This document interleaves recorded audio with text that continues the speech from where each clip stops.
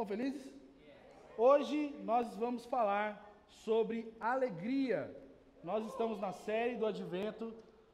Sou eu que vou pregar. Vai ser alegre, tá, gente? Tenho certeza disso. Eu tenho fé. Deus seja louvado. Vai ser alegria. Tá bom? Então, abra sua Bíblia comigo em Gênesis capítulo 21, do versículo 1 até o versículo 7. Hoje nós estamos falando sobre alegria. No calendário litúrgico oficial, o segundo domingo do Advento, que seria hoje, seria o domingo de paz.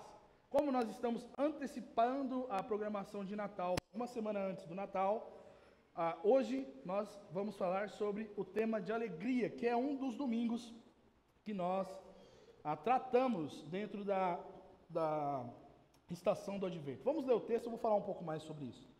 Diz assim: o Senhor visitou Sara conforme havia falado e fez-lhe como havia prometido. Sara engravidou e deu um filho a Abraão em sua velhice, no tempo determinado sobre o qual Deus lhe havia falado. Abraão pôs o nome de Isaque no filho que lhe nasceu, que Sara lhe tinha dado. E quando Isaque tinha 8 dias, Abraão circuncidou seu filho conforme Deus lhe ordenara. Abraão tinha 100 anos quando lhe nasceu Isaque, seu filho. Por isso Sara disse: Deus me deu razão para rir. Todo aquele que ouvir sobre isso rirá comigo. E acrescentou: quem diria a Abraão que Sara haveria de amamentar filhos? No entanto, dê-lhe um filho na sua velhice. Amém? Quando nós falamos sobre alegria e sobre a série do Advento, alegria é um dos temas que o Advento tem justamente para acender a chama, acender a necessidade do cristão ser e estar alegre com a promessa da vinda de Jesus. Então, quando nós tratamos desse tema dentro do Advento, é justamente para rememorar, fazer um exercício de meditação que o cristão tem de estar alegre. E por que o cristão precisa estar alegre? Porque Cristo, Ele é a nossa salvação. Cristo é uma realidade que não é uma história para crianças dormirem, mas é uma realidade de que Ele é palpável, Ele é nítido, Ele é visível e se tornou visível quando nasceu e todo olho o verá quando Ele voltar. E é por isso que nós precisamos estar alegres. Dentro dessa história toda, hoje seria, para quem acompanha, se você está fazendo bem tradicionalmente, acendendo a velinha, hoje a cor da velinha é rosa, tá? No Advento você tem a coroa do Advento lá, e você tem 4 velinhas. Se você não sabe disso, depois procura na internet, tá? E é sobre tradição cristã, tá, gente? Não é sobre misticismo ou qualquer outra tendência, mas a tradição cristã tem como princípio a celebração da alegria nesse domingo de Advento. Ela tem a velinha cor rosa e é uma cor que fala sobre a liturgia, uma cor litúrgica que representa justamente a alegria no meio dessa movimentação de meditação, de necessidade que Jesus Cristo apareça. Então, a cor oficial dessa estação de Advento fala sobre a realeza, que é a cor roxa, mas ela é uma cor também de luto, justamente porque Cristo é real, mas Cristo não está presente. Mas no meio desse calendário existe uma cor diferente que fala: Cristo estará presente, por isso nós nos alegramos. Amém? Então, hoje também é conhecido como o Domingo do Pastor, ou o Domingo Gaudete. Olha que nome diferente, né? Gaudete significa alegria, esplendor de louvor, júbilo. E é sobre isso que eu quero falar nessa noite com vocês. Ou nessa manhã. Minha cabeça ainda não virou.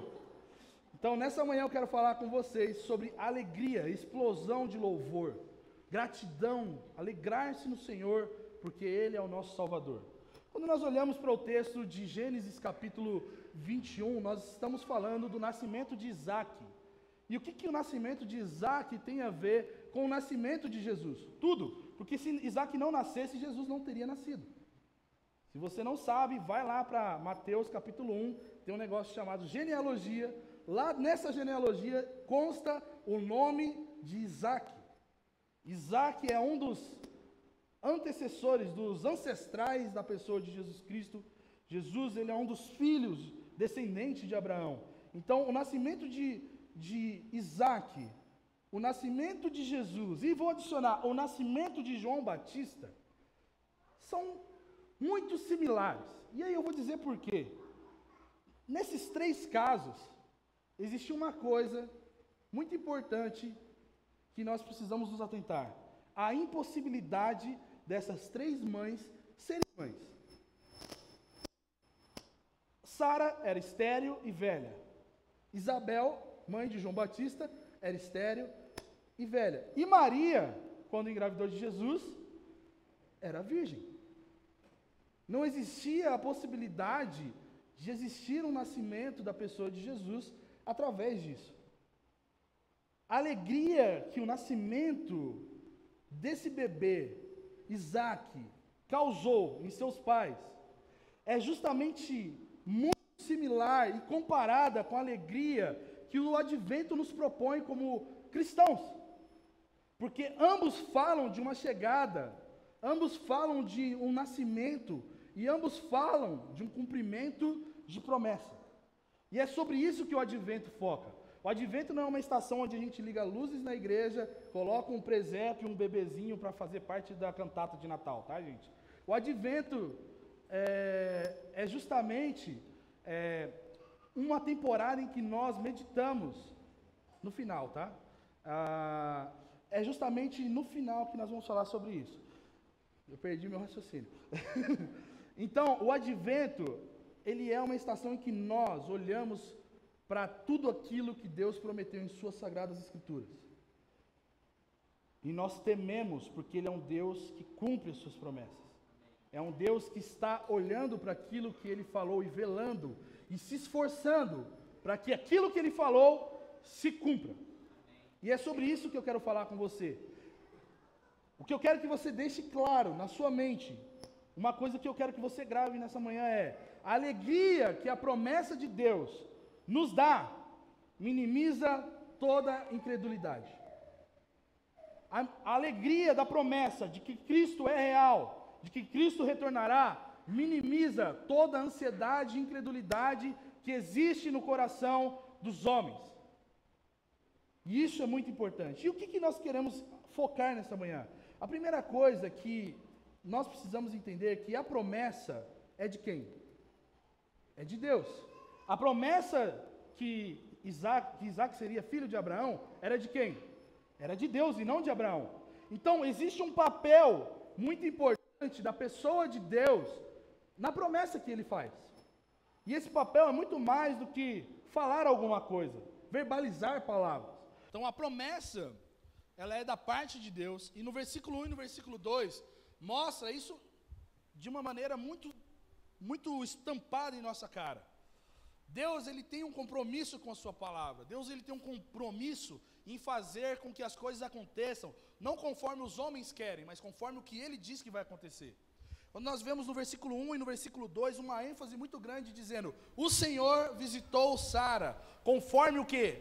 Havia Sara preparado? Não, conforme Deus mesmo tinha dito, conforme ele mesmo havia prometido. E quando isso aconteceu? Quando Deus prometeu a Abraão um filho, quando Deus disse que faria o que fez com Abraão, nós vamos voltar algumas páginas da nossa Bíblia em Gênesis capítulo 17. Nós não vamos ler o texto, mas fique atento a isso. O texto de Gênesis 17 é quando Deus promete a Abraão essa promessa de ele ter um filho. A promessa de ele ser pai de multidões, mesmo que ele fosse velho e sua esposa não pudesse engravidar. Então, Abraão, ele era velho, no capítulo 17, e ele usa isso para falar para Deus que ele era velho. E Deus sabia que Abraão era velho, mas Deus fala para Abraão a seguinte frase: eu sou o Deus Todo-Poderoso. Abraão, ele só tinha Ismael como seu filho, e Ismael não era um filho legítimo, mas ele era um filho de uma escrava. Então, além de Ismael, Abraão tinha um primo distante, que poderia herdar tudo aquilo que Abraão tinha conquistado. Então imagina o quanto era frustrante para Abraão ter no seu coração nenhum herdeiro legítimo. O quanto era doloroso para aquele homem olhar e falar assim: cara, quem vai herdar tudo isso, ou é o filho da minha escrava, ou um primo distante, porque eu não tenho como ter filhos, porque a minha esposa não pode. E Deus se apresenta para Abraão dizendo: Abraão, eu sou o Deus Todo-Poderoso. Você pode ser velho, você pode ser impossibilitado, você pode ter um filho da escrava, e você pode ter um primo distante que não tem nada a ver com a sua história, mas eu sou o Todo-Poderoso, que posso fazer isso acontecer. E Deus faz o que para Abraão? Promete a Abraão um filho, a partir de Sara. E Abraão fala: não, Deus, esse seu plano está errado, porque Sara não pode ter filhos. Deixa eu te ajudar a planejar melhor. Eu acho que nem parece muito com a gente, né?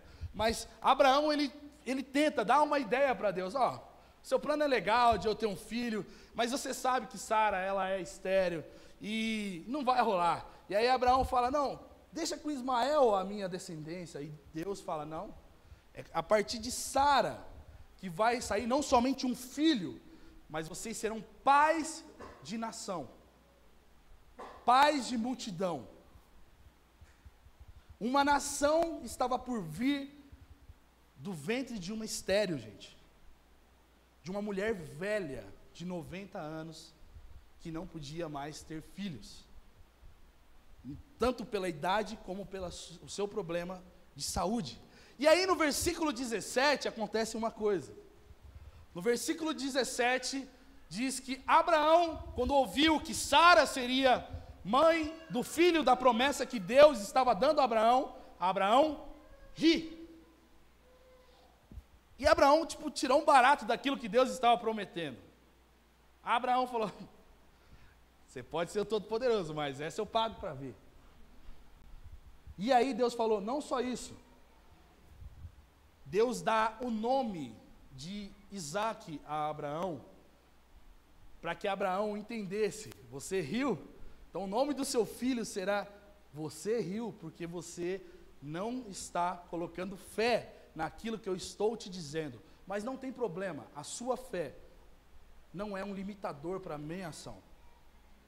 A sua incredulidade não é um impeditivo para aquilo que eu vou fazer conforme eu mesmo desejo.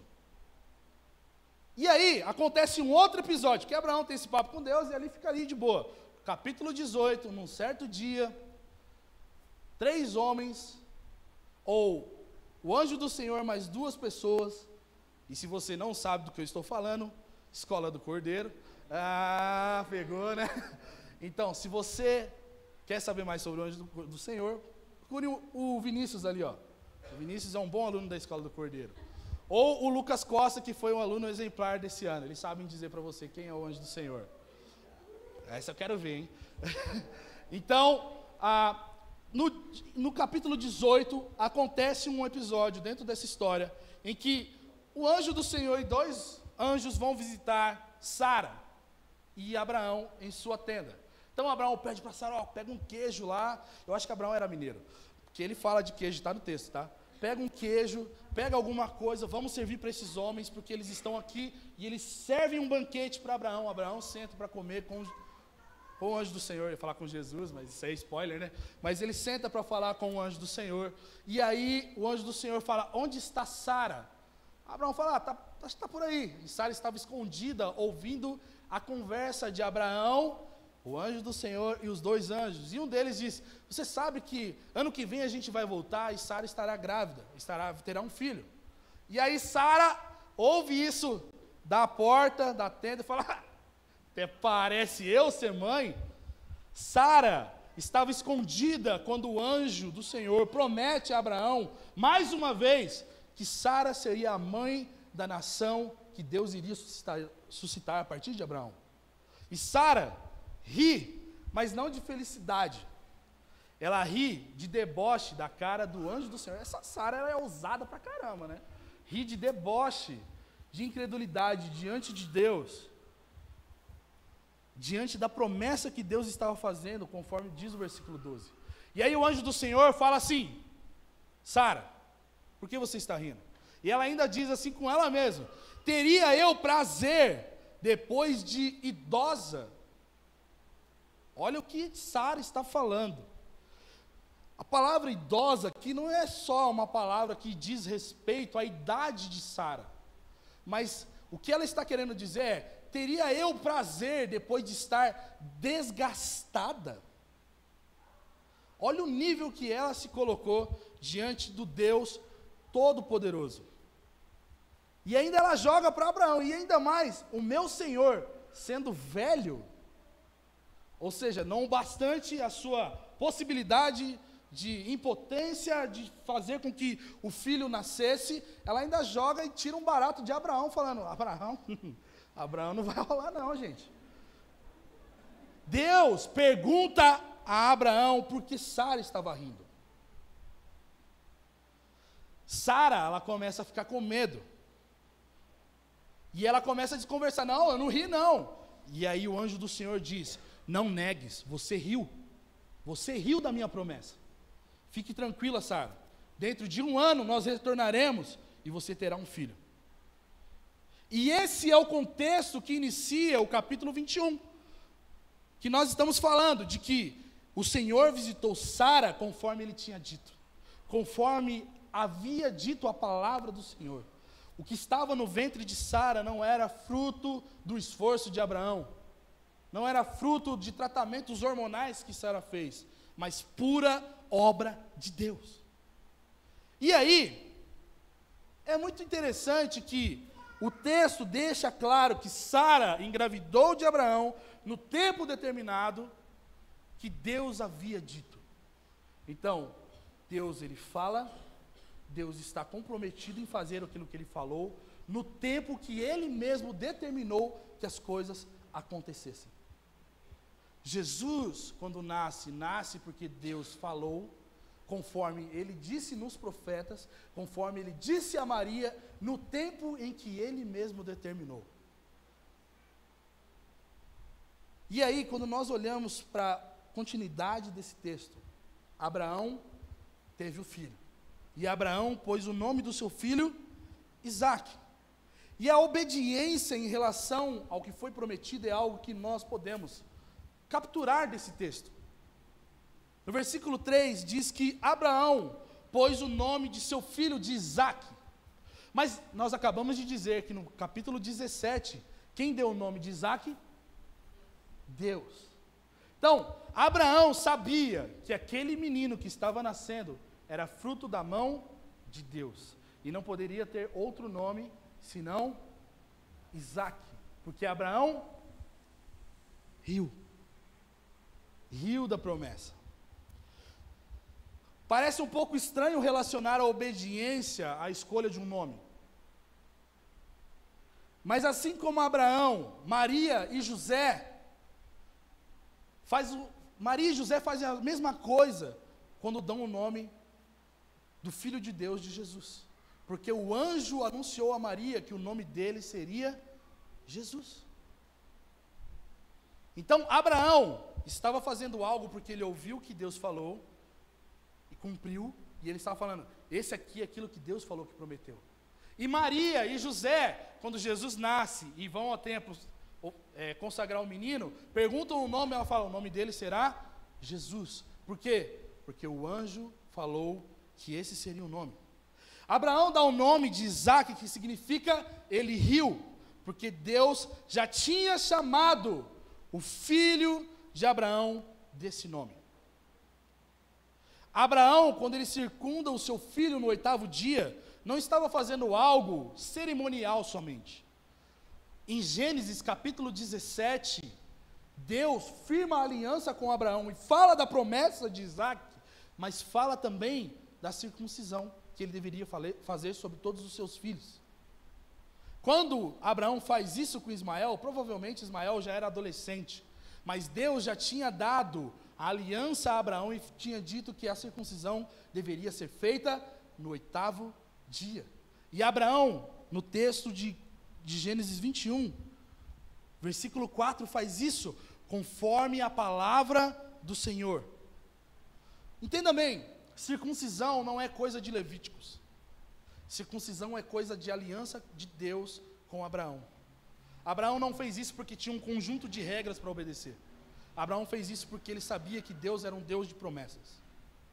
E porque ele era um Deus de promessas, Abraão devia obedecer e ser conveniente fazer com que a promessa e a aliança que eles firmaram fosse uma realidade em sua casa.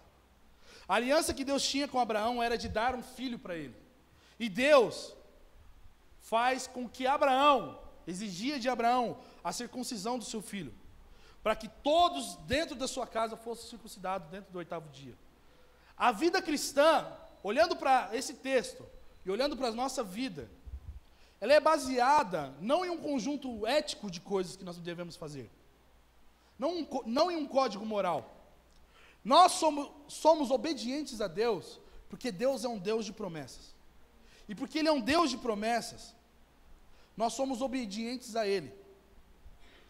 E Ele faz isso porque Ele mesmo prometeu que nós fôssemos salvos da pecaminosidade. Nós não somos obedientes a Deus para alcançar as promessas de Deus. Nós só obedecemos a Deus porque as promessas de Deus nos abraçaram, nos salvando.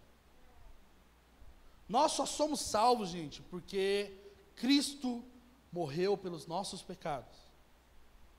Cristo padeceu por nós, quando nós não merecíamos. A promessa veio ao nosso encontro. Nós não conquistamos a promessa nos conquistou, nos selou para a sua glória. E é sobre isso que nós devemos nos atentar, que muitas vezes a gente acha que a gente está conquistando ou ajudando Deus em seu plano. Lembra que quando Deus se apresenta a Abraão, ele disse que ele era o Todo-Poderoso. Nenhum poder humano poderia ajudar Deus. Na obra da salvação e na execução do plano de Deus, nenhum homem poderia ajudar a elaborar esse plano. Na verdade, Apocalipse diz que quando o livro é pego pela mão do anjo, existiam 7 selos, nenhuma pessoa podia nem olhar para o livro. O plano de Deus é perfeito. A promessa de Deus vai se cumprir cabalmente, não porque nós estamos ajudando a Deus, mas porque Deus nos encontrou e nos envolveu em sua história. Isso faz com que a obediência seja uma necessidade, não porque nós vamos fazer algo para ajudar Deus, mas porque nós, agora, estamos inseridos em sua promessa. E quando a gente tem esse entendimento de que, cara, antes eu era filho perdido, filho de Satanás, levado por qualquer coisa, levado pelos maus desejos, e agora Deus declara: você é meu filho. A realidade de filho de Deus, ela deve ser leve, não pelo conjunto ético, não porque você não pode fazer isso ou aquilo, mas porque a promessa de Deus te alcançou. A vida com o Senhor, ela é mais leve, e ela é mais possível, porque Deus prometeu, e não nós prometemos que seríamos fiel a Ele. Ele prometeu ser fiel a Ele mesmo, e Ele sendo fiel a Ele mesmo, Ele é fiel a nós. E isso deve dar motivos de alegria para a gente. Se Deus dependesse da gente, meus amigos, se Deus dependesse da nossa intencionalidade em obedecer, o plano de Deus era um plano falido. O plano de Deus era um plano quebrado. Davi já disse que nós nascemos em pecado, então já não ia dar certo desde o início. Mas o plano de Deus é perfeito porque depende de Deus, da necessidade de Deus querer, e Ele quis, da vontade de Deus em executar, e Ele está fazendo. Ele fez enviando o seu Filho para nós. Quando nós somos obedientes a Deus, Deus nos dá a perspectiva e a sensação de participantes da sua promessa. E o que isso quer dizer? Abraão só pôde fazer parte do plano de Deus porque obedeceu? Não. Quando Abraão obedece, ele sabia: eu estou fazendo algo porque Deus já estabeleceu que fosse feito. Então, não é meu plano, é plano de Deus. Eu estou dentro dele porque Deus quis. E eu só faço parte porque Deus, em sua graça, em sua misericórdia, escolheu a mim e a você, de nós sermos obedientes dentro desse plano. Enquanto isso acontece, gente, existe uma promessa que em nossos corações precisam estar cravada, que é a promessa da vinda do Filho do Homem. Essa promessa desse novo advento deve encher o nosso coração de alegria. Alegria porque nós somos parte da história de Deus. Alegria porque nós somos parte do povo que poderá ver o Filho do Homem rasgando os céus e não ser ofendido pela sua ira, não ser ferido pela sua ira esmagadora, mas salvos dela e participantes dos juízos que ele vai liberar sobre a terra. Gente, isso é motivo de alegria. Imagina que todo opressor no dia do Senhor será oprimido pelos filhos de Deus. E não somente isso, mas os opressores serão ofendidos e oprimidos pelo aparecimento do Filho do Homem nos céus.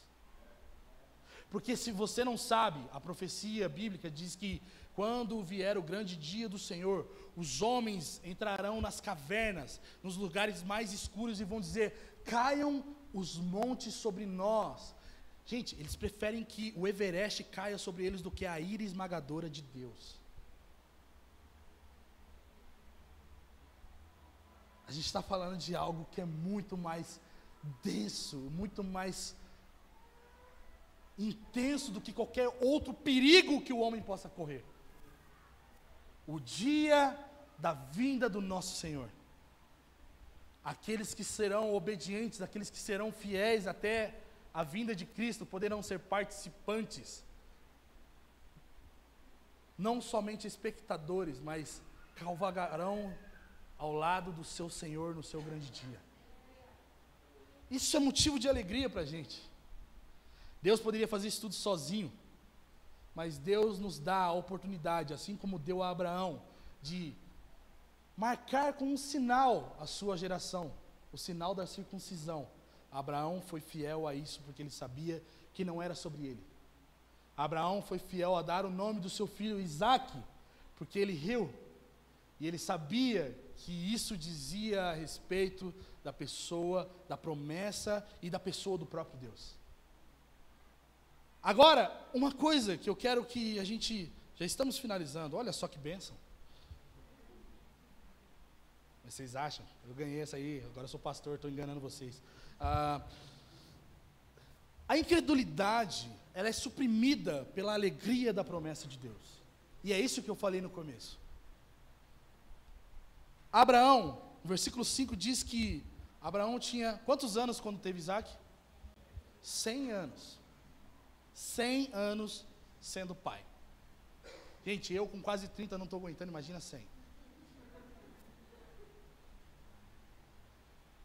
A incredulidade quanto à promessa, quando nós recebemos a promessa de Deus, quando nós olhamos para as Escrituras, quando nós olhamos para a profecia bíblica, e nós talvez titubeamos, nós duvidamos, nós somos incrédulos quanto à promessa de Deus, nós somos talvez não desejosos pelo dia que Jesus volte, nós somos alheios à promessa de Deus. É tipo assim, Jesus vai voltar, mas eu vou estar morto mesmo. Ou quando você é surpreendido pelo medo, Jesus vai voltar, mas eu nem casei ainda. Tem gente que tem esse medo. Quando nós somos surpreendidos por esse tipo de sentimento, nós só temos uma coisa no nosso coração e nós não admitimos: incredulidade. Incredulidade de que Deus vai cumprir o seu plano. E a incredulidade quanto à promessa de Deus é uma expressão anti-Deus.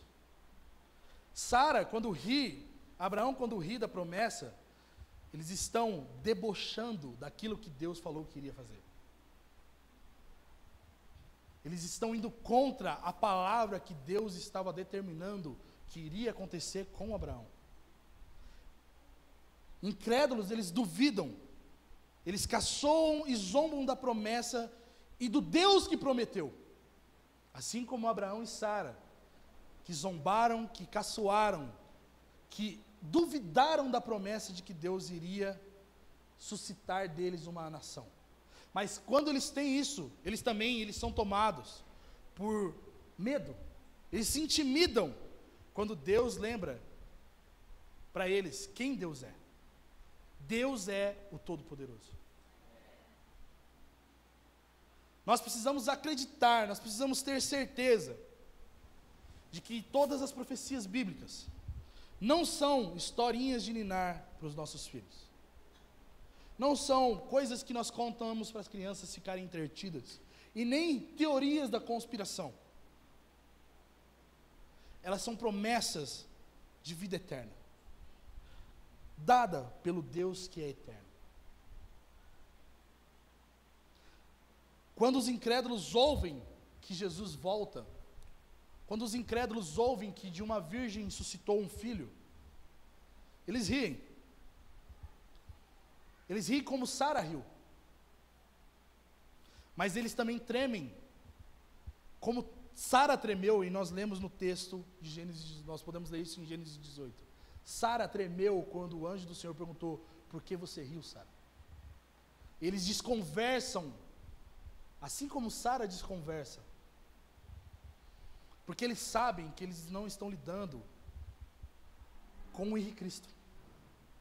Eles não estão lidando com um charlatão. Eles não estão lidando com um lunático. Eles estão lidando com um Deus Todo-Poderoso. E a incredulidade, ela é apavorada diante desse Deus. Deus, Ele é todo-poderoso.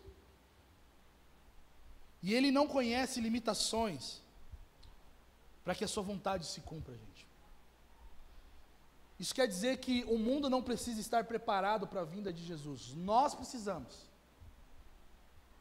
A terra não será purificada pelos filhos de Deus, mas pelo Filho de Deus. O mundo está de mal a pior. Isso não é um impeditivo para que as promessas se cumpram. Muito pelo contrário, é o cenário ideal para que Cristo se revele.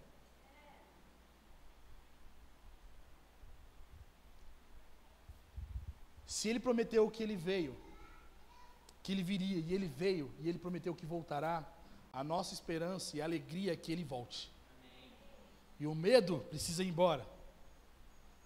Não existe resistência ou impossibilidade que vai parar o plano de Deus de ser executado.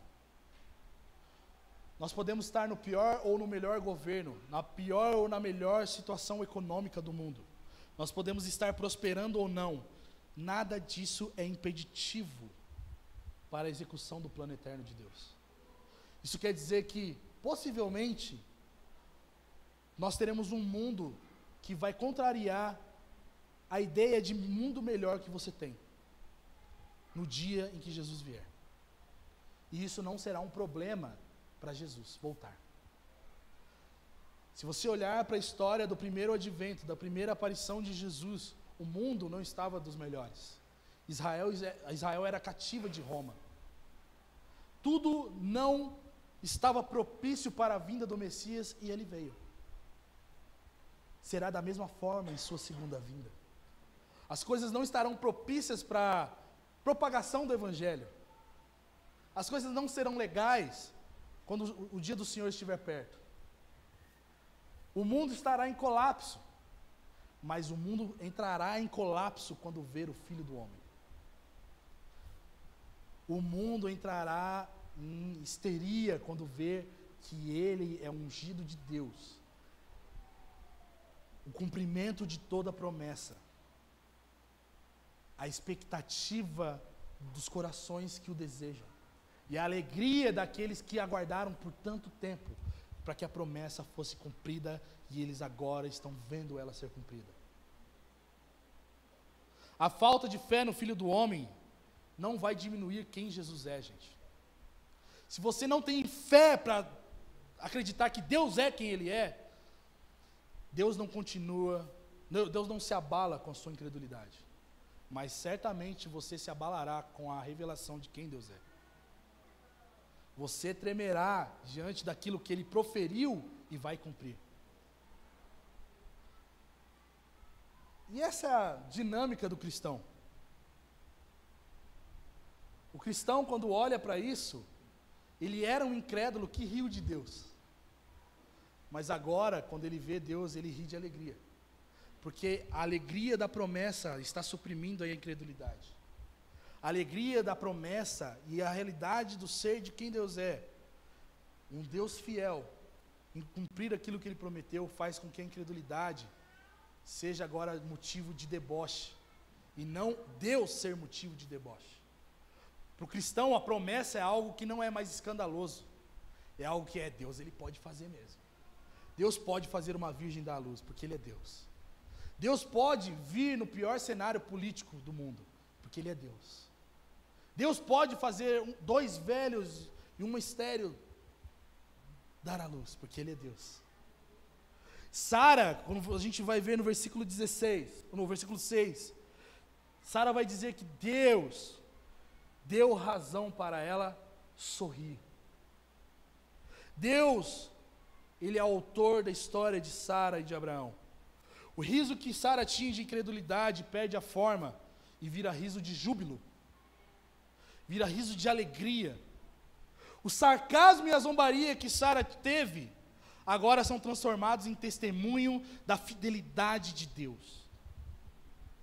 O medo que Sara teve, que Sara foi tomado, agora se tornou ousadia em permanecer fiel e fazer com que a promessa se cumpra. Porque se você continuar o texto de Gênesis 21, versículo 7, o próximo passo que Sara faz é: manda Agar e seu filho embora, porque eu não quero que esse rapaz zombe do filho da promessa. Isaac é o verdadeiro filho da promessa.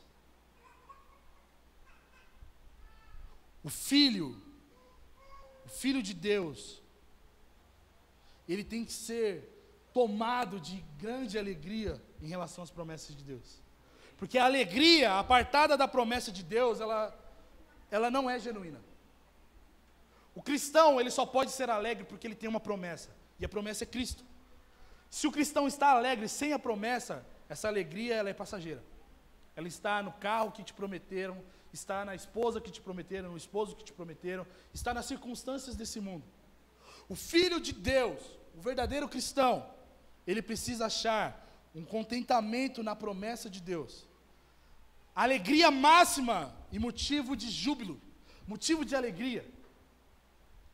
Quem não consegue enxergar o verdadeiro valor da promessa de Deus, ele está perdido em outros desejos que ele tenta suprimir, por causa das ausências e carências que ele tem. Ele vive sem sentido. E quando nós falamos sobre sentido da vida, ou aquilo que está cada vez mais banalizado, falar qual que é o propósito da vida, o cristão tem como resposta principal que o propósito da vida de um cristão é viver para a glória de Deus. Quando uma pessoa está perdida em seus sentidos, ela vive para casar, ela vive para conquistar coisas, ela vive para construir um nome, mas não para a glória de Deus. E é sobre isso que nós estamos falando. Pessoas que entenderam que a promessa, ela é maior do que qualquer coisa. O dia do retorno de Jesus é maior que qualquer outro dia da sua vida. E eu quero concluir com um texto. Sofonias capítulo 3.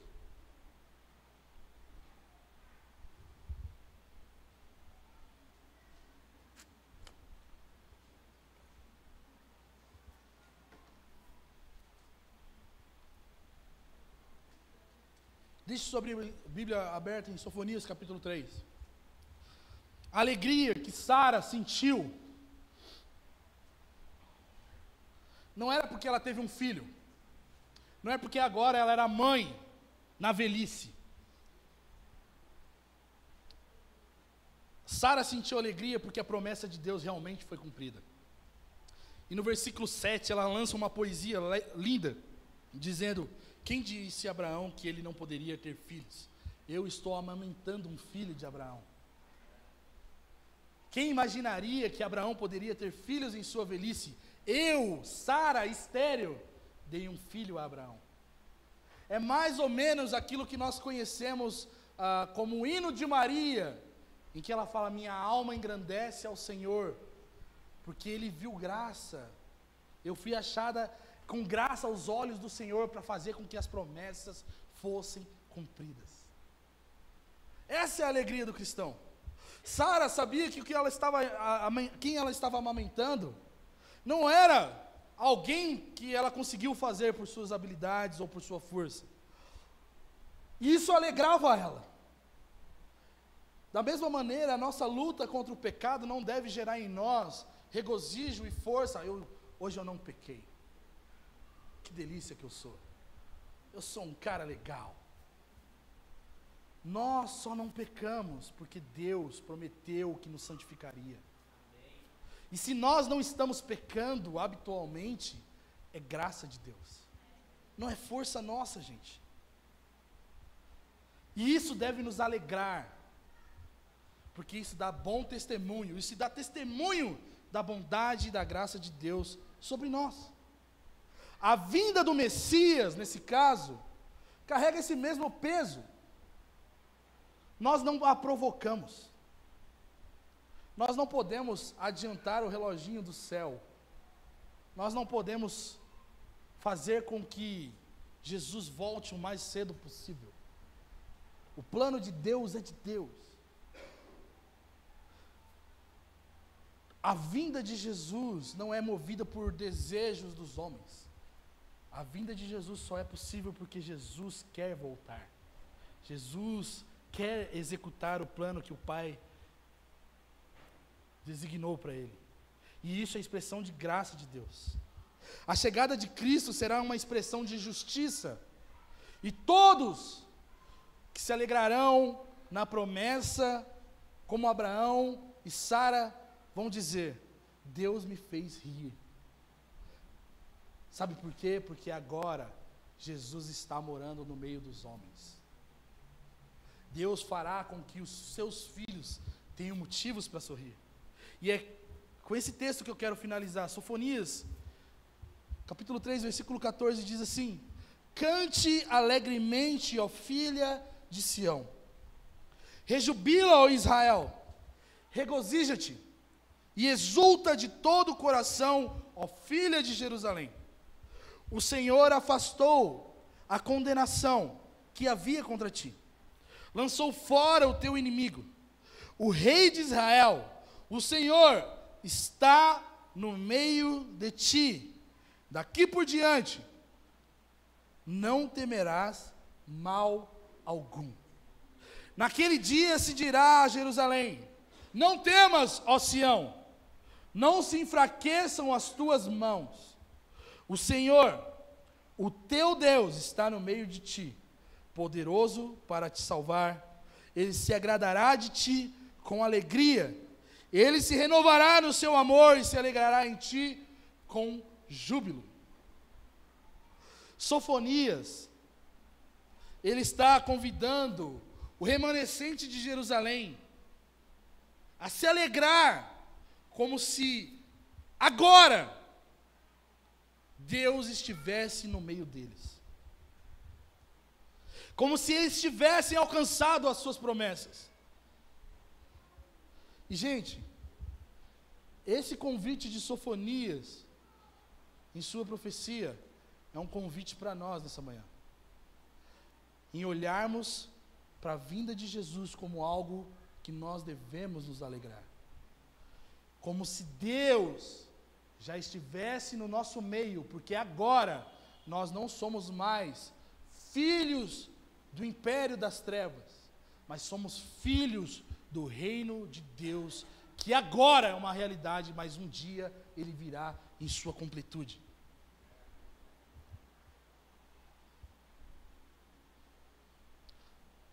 Somente um filho de Deus que crê na promessa é contagiado pela alegria de Deus estar presente em sua vida.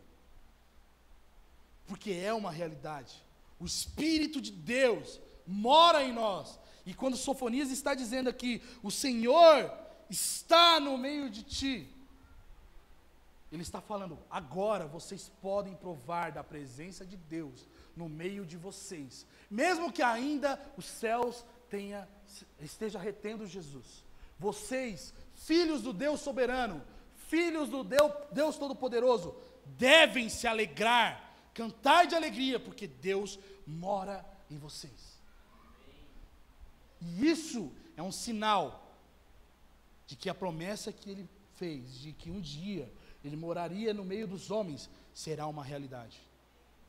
O júbilo, ela não tem origem no nosso estado atual, e nem em nossas próprias ações.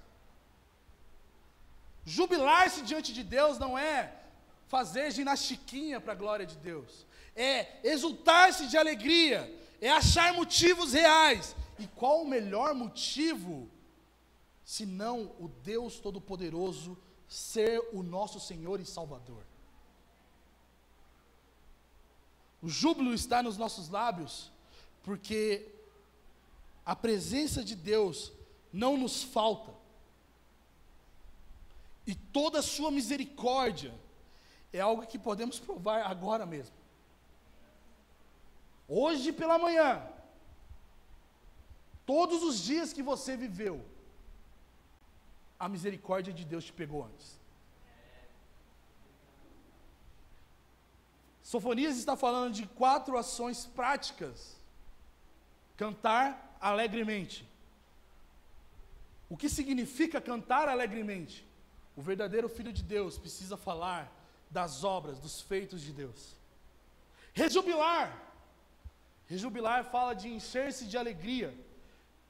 Alguns meses atrás eu falei sobre alegria em meio a sofrimento. Alegrar-se na esperança. Alegria não é um sentimento ou uma emoção, seja lá como definir isso. A Mari define melhor. Alegria é um mandamento para o cristão. Encher-se de alegria é um mandamento para nós, mesmo que as coisas não estejam bem, porque a promessa de Deus continua inabalável, mesmo que as coisas não estão bem. Regozijar fala de encher-se de contentamento, ou seja, tudo está dando errado. Você pode estar devendo, você pode estar em luto, você pode estar triste, você pode estar em perda. O seu contentamento não está nessas coisas. O nosso contentamento não está nessas coisas. E ele fala sobre exultar. Exultar fala sobre exprimir alegria. É fazer com que as pessoas vejam o seu sorriso, a sua alegria, não como algo positivo, mas como algo que é uma realidade, porque você é um filho de Deus alcançado pela misericórdia de Deus. As coisas podem não estar bem. Todas as coisas impossibilitam a alegria, gente. O mundo é um mundo caído. O mundo não é dos melhores para nós sermos alegres. Mas nós temos um Deus de promessas, que faz com que falemos das suas obras, que nós venhamos nos encher de alegria, faz com que nós sejamos satisfeitos na sua pessoa, e nós podemos expressar a alegria de sermos povo da sua promessa. Deus, Ele é poderoso para fazer aquilo que Ele promete. O convite consiste em nos alegrar com o que Ele fez, com o que Ele fará no próximo advento, e com o que Ele está fazendo agora. Porque às vezes a gente acha que a gente é tomado por aquele sentimento, as coisas só vão dar certo, ou a gente só pode ser alegre quando Jesus voltar. A realidade é que Deus, Ele faz com que nós venhamos experimentar da sua alegria agora. E eu quero que você preste atenção naquilo que eu vou falar nesse exato momento. Em 2021, eu estava em Florianópolis, trabalhando, e eu fui para a sala de oração, num desses dias de trabalho que eu estava lá, e 2 jovens sentaram do meu lado e começaram a profetizar.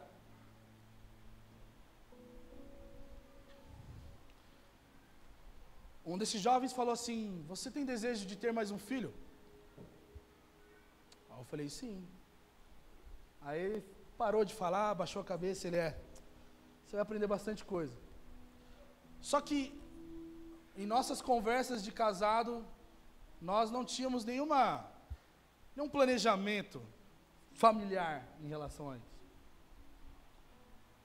Em junho desse ano, nós recebemos a notícia de que nós estávamos grávidas. E o meu coração transbordou de alegria, transbordou de felicidade, e será que Deus está cumprindo aquilo que Ele está falando? Um mês depois, como vocês sabem, nós perdemos o nosso bebê. E foi doído, doloroso, penoso. Houveram dias em que alegrar-se na esperança, porque foi a primeira pregação depois do aborto que eu trouxe, foi difícil. Ser paciente em meio às provas que Deus nos coloca não são coisas fáceis. Foram 5 meses de muito trabalhar do Senhor em nossos corações. As coisas continuam. Novembro, conferência chega. Na semana da conferência, nós descobrimos que nós estamos grávidos novamente.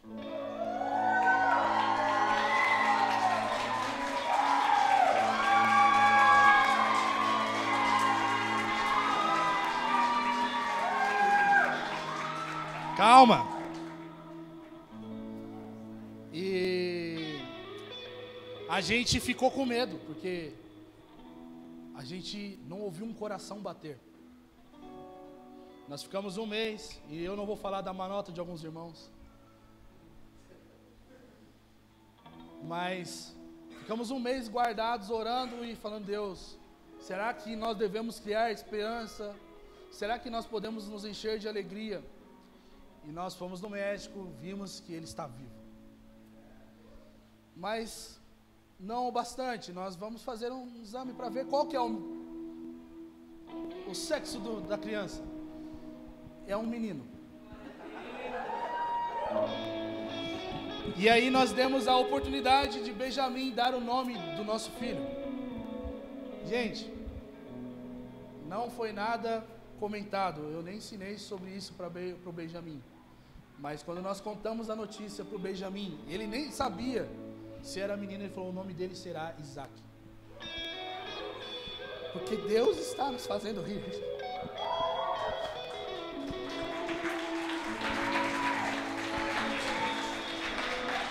Queria que você ficasse de pé no seu lugar.